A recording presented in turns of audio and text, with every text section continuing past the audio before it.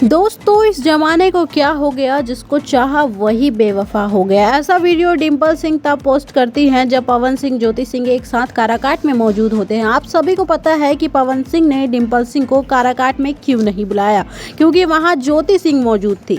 इस वजह से डिम्पल सिंह को काराकाट नहीं बुलाया गया, जिसके बाद डिम्पल सिंह ऐसी वीडियो बना रही हैं जो कि अनुमान लगाया जा रहा है कि ये पवन सिंह के लिए ही बनाई गई हैं। हमने आपको दिखाया भी कि डिम्पल सिंह इसमें ब्रेकअप की भी बात कर रही हैं। और आप सभी को ये तो पता होगा कि पवन और डिम्पल के बीच दूरियां तो आई हैं जब से ज्योति सिंह आई हैं, और नॉमिनेशन में भी ज्योति सिंह की वजह से डिम्पल सिंह को नहीं बुलाया गया है।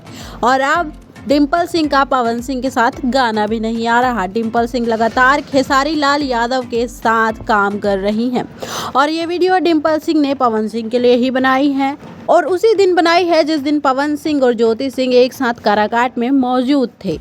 इसलिए इस वीडियो के नीचे काफ़ी सारे ऐसे हेट कमेंट है जो पवन सिंह की तरफ से किए गए हैं, मतलब पवन सिंह के फैंस ने किए हैं, जो हम आपको दिखा भी रहे हैं और आप लोग इन्हें पढ़ भी सकते हैं।